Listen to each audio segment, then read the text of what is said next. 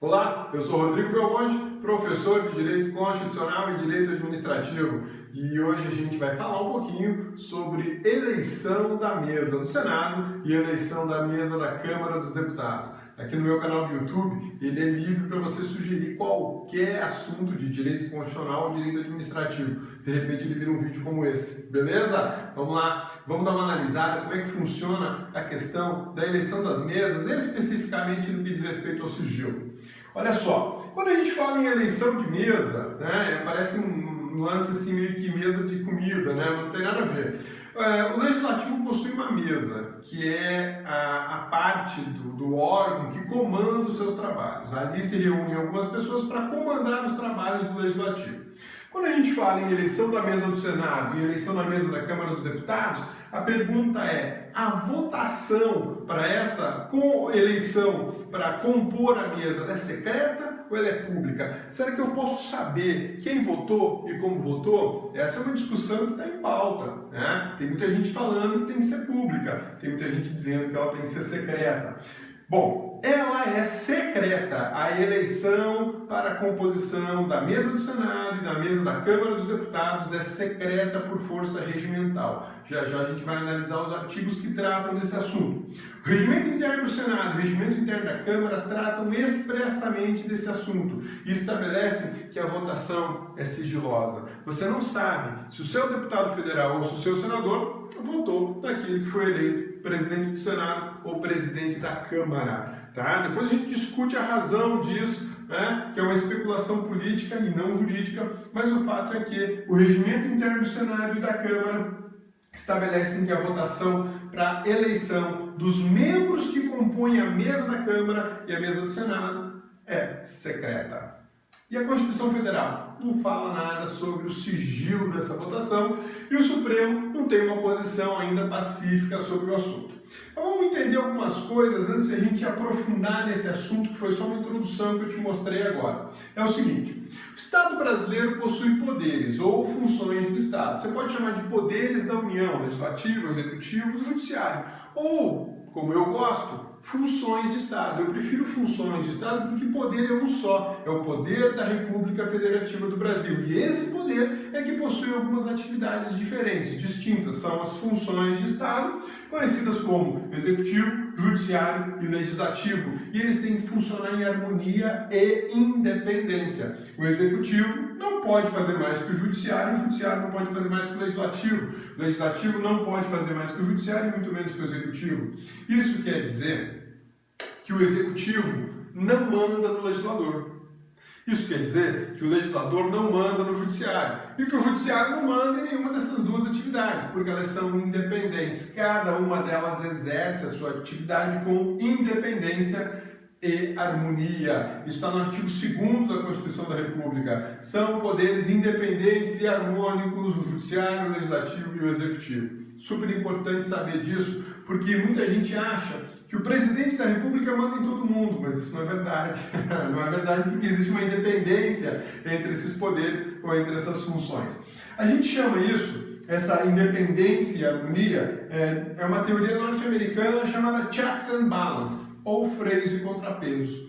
Sabe o que quer dizer isso, meu amigão, minha amigona? É o seguinte: se o legislativo pisar na bola, resumindo, se ele fizer besteira, quem vai agir é o judiciário, ou talvez até o executivo. Vou te dar um exemplo concreto desse checks and balances, ou então de freios e contrapesos, que é o que preserva a harmonia entre os poderes. Quando o legislador não faz uma norma, sabe o que acontece? O presidente da República pode fazer a norma por meio de medida provisória. Isso é o que a gente chama de freios e contrapesos. Quando um órgão é omisso, o outro pode fazer a função dele ainda de forma provisória, precária, mas a Constituição permite isso. Ou então, quando um órgão excede seus poderes, por exemplo, o Executivo faz algo que não está autorizado a fazer. Quem é que pode agir nessa hora? O Judiciário. O Judiciário pode impedir que o Executivo faça algo que não está autorizado por lei, ou pior, digamos que o Executivo tem que fazer alguma coisa, não faz, o Judiciário pode ordenar que ele faça.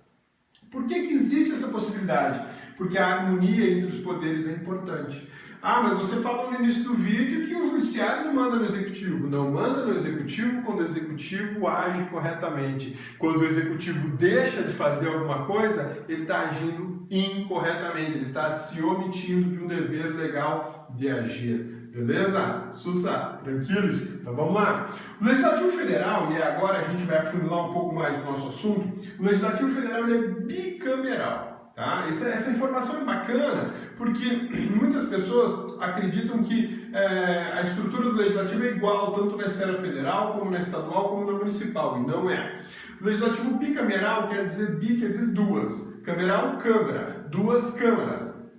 Não é câmera, não é cabeça, é câmara. Duas câmaras. A Câmara chamada Senado e a Câmara chamada Câmara dos Deputados. Nos estados existe uma Câmara Legislativa chamada Assembleia Legislativa. E nos municípios? Nos municípios nós temos uma Câmara Legislativa chamada Câmara dos Vereadores. Então o único legislativo bicameral no Brasil é o Legislativo Federal, que a gente conhece como Congresso Nacional. Ele é formado por duas casas, Senado e Câmara dos Deputados, beleza? Cada uma dessas duas casas possui uma mesa diretora. O que faz essa mesa diretora? Qual que é a importância disso, né? A mesa diretora é extremamente importante para o órgão. Acho que o nome já mostra, né? Mesa diretora, mesa que dirige, mesa que administra, mesa que gerencia, né? O cara que manda lá dentro, ou os caras que mandam naquela atividade de forma bem simplista, vão compor essa mesa. Então, por aí você vê que a mesa da Câmara e a mesa do Senado são extremamente importantes para desenvolvimento de trabalhos dentro dessas duas casas. São cargos muito disputados, super disputados. Por quê? Porque quem sentar na cadeira à mesa do Senado ou à mesa da Câmara vai comandar um desses órgãos. E comandar um legislativo é muito importante.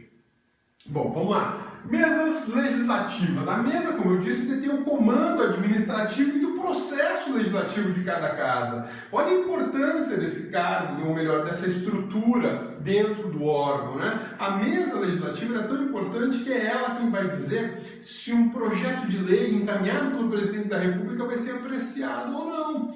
Vou te dar um exemplo bem simples. No início de 2019, o atual presidente da República, por medida provisória, fez uma reforma administrativa, né? Essa medida provisória tem prazo de validade, ela vale basicamente por 60 dias e pode valer por mais 60, né? Prorrogada por mais 60. O que acontece nessa história toda? Se essa medida provisória, passados 120 dias, caso ela seja prorrogada, ela não for convertida em lei, toda reforma ministerial vai por água abaixo, volta ao que era antes.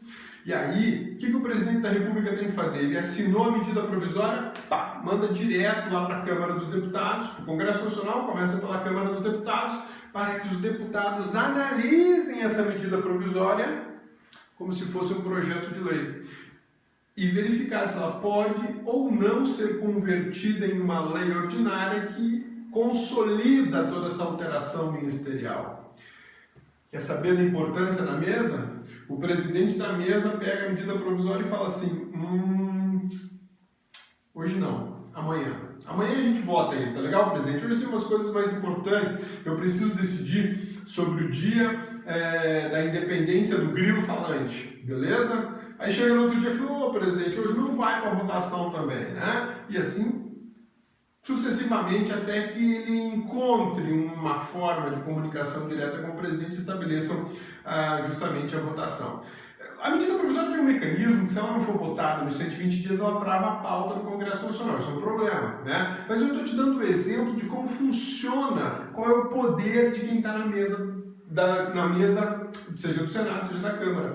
Eles dizem quando uma lei entra para votação ou não entra para votação. De repente, uma reforma previdenciária tem que passar pela mesa da Câmara para dizer se vai ser votada hoje ou não vai, ou se a gente vai deixar para depois, sei lá.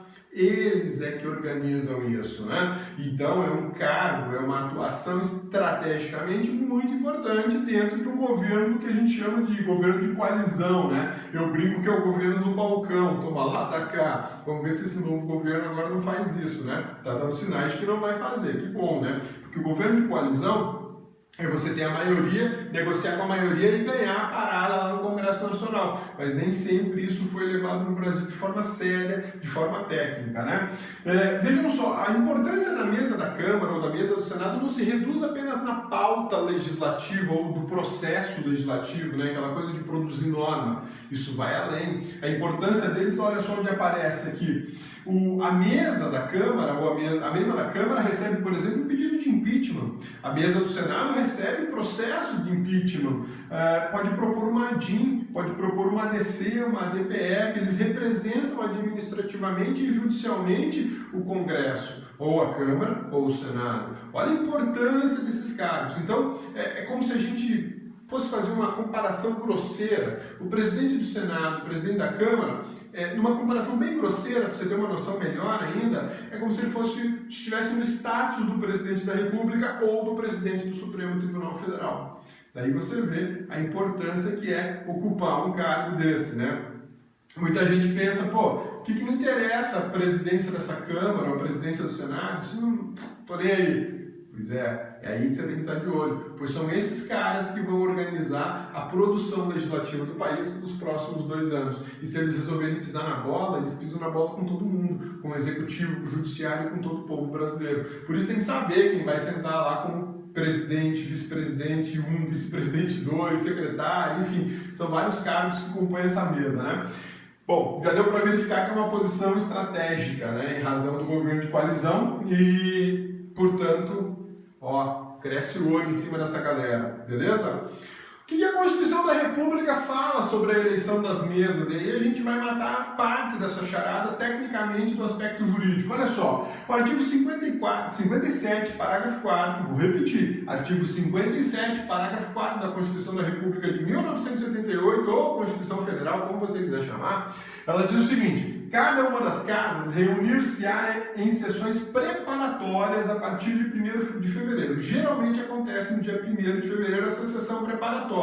O que é a sessão preparatória? É o dia que a gurizada lá no Congresso Nacional vai definir quem vai presidir o Senado e quem vai presidir a Câmara dos Deputados. Então, olha só, no primeiro ano de uma legislatura, isso vai acontecer a partir do dia 1º de fevereiro, mas tradicionalmente acontece no dia 1º de fevereiro, né? Vai dar posse para todos os membros, né? E vai realizar a eleição das respectivas mesas para mandato de 2 anos, vedada a recondução para o mesmo cargo na eleição imediatamente subsequente. Olha que bacana. Por que geralmente se faz isso no dia 1º de fevereiro? Porque no dia 2 já abre a sessão legislativa, conforme disposição constitucional. Então, no dia 1º de fevereiro, os caras fazem o quê? Primeiro de fevereiro, eles fazem a primeira coisa, dar posse para os parlamentares. Feita a posse dos parlamentares, aí os parlamentares recém-impossados podem votar no presidente de uma mesa. Entendeu? Então, tem uma cronologia. A Constituição não escreveu à toa da posse para depois da eleição. Primeiro eu tenho que empossar os caras, para depois dar a eles o poder de votar na composição da mesa, dizer quem vai ser o presidente da mesa da Câmara ou a mesa do Senado. Quem compuser a mesa da Câmara ou a mesa do Senado exercerá um mandato de presidente da mesa, mandato de vice-presidente da mesa, mandato de primeiro secretário, por aí vai. Esse mandato, 2 anos. Embora o parlamentar deputado fique 4 e o parlamentar senador fique 8 anos dentro da casa parlamentar que ele faz parte. Mas para exercer essa função na mesa, para ser presidente, vice-presidente ou secretário, o mandato é de 2 anos. Ele não deixa de ser deputado, viu? Não deixa de ser senador, ele acumula funções. Essa é uma hipótese interessante de cumulação de funções públicas, né? Você tem o presidente da Câmara dos Deputados, por exemplo, ele é presidente da Câmara dos Deputados e também é deputado federal. Ele não está isento das suas atividades de deputado federal. Belezinha? Sussa, tranquilos? Então vamos adiante. Só mais uma coisa que eu quero te chamar a atenção. Olha só, vedada a recondução para o mesmo cargo na eleição subsequente. O que quer dizer isso? A legislatura ela tem 4 anos, então no primeiro ano de uma legislatura de 4 anos eu faço a eleição para presidente, vice-presidente e secretários da mesa da Câmara de Deputados ou do Senado, tudo bem? No terceiro ano, que seria o final do primeiro biênio dessa mesa, eu tenho nova eleição. Então, dentro de uma legislatura com 4 anos, são 4 anos uma legislatura, eu tenho no primeiro ano, o quê? Eu tenho uma eleição para presidente da mesa. No terceiro ano, outra eleição para presidente da mesa, porque os caras têm só mandato de 2 anos. Então, quem for eleito agora, em 2019, não poderá disputar, 19-20, não poderá disputar dia 1º de fevereiro de 2021. Não pode. Por quê? Porque é uma eleição subsequente. Vedação expressa da Constituição, não tem nem discussão para isso. Só o Rodrigo Maia que conseguiu dar um migué lá no Supremo Tribunal Federal, engambelou a galera e conseguiu ficar aí 2 mandatos seguidos, né? Com a desculpinha do mandato tampão, depois ele ficou mais 2 anos e agora ele quer ser novamente presidente da Câmara. O cara vai conseguir ficar mais ou menos 5 anos no cargo de presidente da mesa. Bacana. Mas beleza, vamos ver o que fala lá no Senado, eleição da mesa do Senado. Aqui, bom, deixa eu voltar. A Constituição não deixou clara a questão sobre ser secreto ou não, ela não fala absolutamente nada, né? A princípio, a eleição seria pública, né? Seria a votação aberta, eu sei em quem o meu parlamentar votou. O parlamentar que eu votou, eu sei em quem ele votou para presidente. Porque a Constituição não fala nada. Acontece que o que vale nessa parada agora é o regimento interno do Senado, lá no artigo 60, olha o que ele fala. A eleição dos membros da mesa será feita em escrutínio secreto, exigida a maioria de votos, presente a maioria da composição do Senado e assegurada, tanto quanto possível, a participação proporcional das representações partidárias e dos blocos parlamentares com a atuação do Senado. Isso aqui é uma forma de composição paritária da mesa, né? Mas o que interessa para a gente agora, hoje, nessa discussão aqui sobre a mesa do Senado e a mesa da Câmara, é isso aqui, ó. A eleição será feita em escrutínio secreto, ou seja, votação secreta. Quem que determina isso para o Senado? Regimento interno do Senado, artigo 60. E da Câmara, olha só, Câmara dos Deputados, regimento interno dispõe o seguinte, artigo 7º, a eleição dos membros da mesa far-se-á em votação por escrutínio secreto e pelo sistema eletrônico, exigida a maioria absoluta de votos em primeiro escrutínio, maioria simples em segundo escrutínio, presente a maioria absoluta dos deputados, observadas as seguintes exigências e formalidades. Aí vai falar de um monte de baboseira lá para essa eleição que não interessa para a gente agora. O que interessa nessa discussão é o seguinte, que a gente está tratando justamente da votação ser secreta ou pública. A Constituição não fala nada. Quem é que fala sobre isso? Regimento interno da Câmara, regimento interno do Senado. Determinam expressamente que a eleição seja secreta. E o Supremo Tribunal Federal, o que fala dessa questão toda, né? O que o Supremo diz? Será que o Supremo entende que pode ser votação aberta ou votação fechada, né? Votação secreta ou votação pública, né? O que o Supremo fala? Bom, o Supremo Tribunal Federal não tem um posicionamento pacífico sobre o assunto, tá? Mas a gente está acompanhando um julgamento de um mandado de segurança muito interessante, que é esse aqui, ó. Mandado de segurança 36.228, 36.228, ele foi impetrado por um deputado federal chamado Kim Kataguiri, que é aquele cara do movimento lá do MBL de São Paulo, né? Um meninão novinho pra caramba. E o que acontece? O Kim Kataguiri impetrou um mandado de segurança no Supremo Tribunal Federal falando o seguinte, aí, gurizada do Supremo, é o seguinte... esse negócio de votação secreta aqui na Câmara dos Deputados é roubada, está violando a transparência, está violando a publicidade, está violando o dever de prestação de contas que os parlamentares têm em relação ao povo. Então, o Supremo Tribunal Federal há uma violação de direito líquido e certo de acesso à informação. Por essa razão, eu peço a você, Supremo Tribunal Federal, que determine que as eleições na Câmara dos Deputados sejam com votação aberta, ou seja, votação pública. O parlamentar vai ter que dizer em quem ele votou e todo mundo vai ficar sabendo. Peitudo, né? Peitudo pra caramba. Ele fez uma argumentação baseada em princípios, né? A publicidade, a transparência, o dever de prestação de contas, para que nós, cidadãos, soubéssemos quem os deputados e senadores eleitos pelo povo votaram para presidente da Câmara ou para presidente do Senado. Isso é importante, porque muitas vezes a gente se identifica com um candidato, ele é eleito. chega lá na hora H, o cara vira o botãozinho, turn off, né? Ele tava no turn on, cara bonzinho, aí ele vira o turn off, agora ele é um cara do mal e se junta com a galera do mal lá no Congresso Nacional. Então é importante saber, até para você cobrar dele uma postura coerente com aquilo que ele fez na campanha. Isso é extremamente importante, né? Então veja só, o deputado federal impetrou e pediu uma antecipação de tutela, né? Na verdade é uma tutela provisória em caráter antecipado.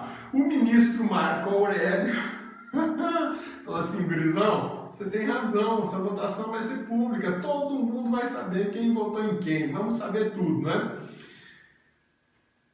O que aconteceu? O presidente do Supremo Tribunal Federal pegou o processo em plantão, porque o presidente do STF, durante o recesso, é o plantonista geral, catou o processo e falou assim, olha, bacana seu texto, sua argumentação, ó, joia, mas não dá. Existe norma regimental para isso, e a norma regimental, que é a norma válida, que é a imposição a ser observada, ela determina que a votação seja secreta. Portanto, revogo a decisão provisória, né, concedida pelo meu colega, e determino que as votações sigam as regras regimentais, tanto na Câmara como no Senado. Portanto, para 2019, se não acontecer mais nada no Supremo Tribunal Federal, a gente vai ter sim uma eleição para membros da mesa do Senado e membros da mesa da Câmara dos Deputados Federais secreta. Você não vai saber se o deputado que você votou no cara que foi eleito ou não votou no cara que foi eleito. Se ele barganhou alguma coisa lá indecente e indecorosa, né? Beleza? Esse vídeo foi para a gente tratar disso, tratar desses aspectos, né? E aí, Rodrigo, você acha que é democrático uma votação secreta? Não, eu acho que não é democrático. As votações dentro do Congresso Nacional, em especial para escolhas de mesa, deveriam ser abertas. O povo deveria tomar conhecimento da postura daquele candidato que ele deu o voto, que ele deu o poder para representá-lo, né? O artigo 1º da Constituição da República, ele é muito interessante. Lá no parágrafo único do artigo 1º da Constituição da República diz assim: todo poder emana do povo, que o exerce diretamente ou por meio de representantes. Quando eu estabeleço que eu sou povo e eu tenho poder e eu posso exercer diretamente o meu poder, eu respondo pelo que eu fiz, não é? Eu respondo por aquilo que eu penso, por aquilo que eu agi. Mas quando eu permito, quando a Constituição permite que parcela do meu poder vá para um representante, este representante, deputado, senador, prefeito, presidente, governador, vereador, tem que fazer aquilo que eu quero. E o que é que eu quero? Transparência ou não? O deputado, quando impetrou aquele mandado de segurança, acredito eu que foi de forma correta. Ele pretende que a votação seja clara, seja aberta, mas o Supremo não pode patrolar uma norma que até o momento é constitucional. Então, se há uma inconstitucionalidade, digamos assim, uma tese de inconstitucionalidade na votação secreta, o que tem que ser feito?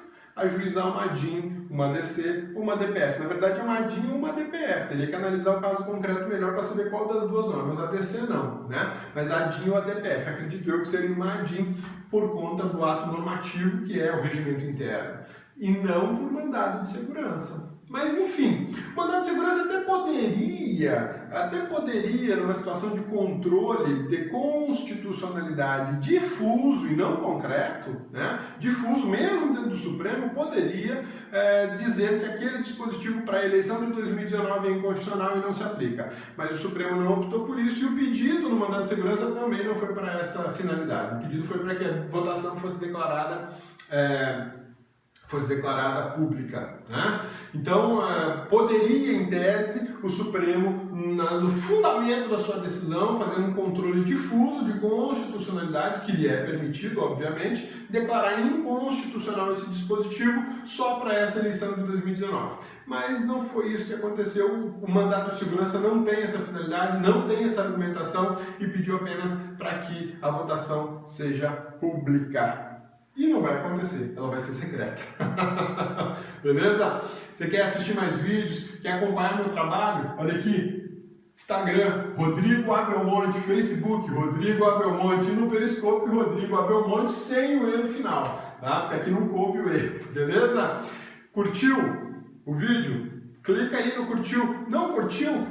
clica aqui não curtiu e por favor me diga porque não, porque aí eu melhoro. O próximo vídeo vai ficar melhor. Você tem alguma sugestão de tema, de constitucional, de direito administrativo, pode escrever aí nos recadinhos, nos comentários, né? Deixa seu recado, diz aí, Rodrigo, faz um vídeo sobre tal assunto, eu vou trabalhar, estudar em cima, posto o vídeo e ainda agradeço a você. Beleza? Pessoal, muito obrigado, compartilhe com seus amigos, se inscreva-se no meu canal, tem aí a opção de inscrever, clique no sininho para você sempre ser alertado dos vídeos novos que tem aqui no canal do professor Rodrigo Belmonte no YouTube. Forte abraço, bons estudos, até nosso próximo vídeo.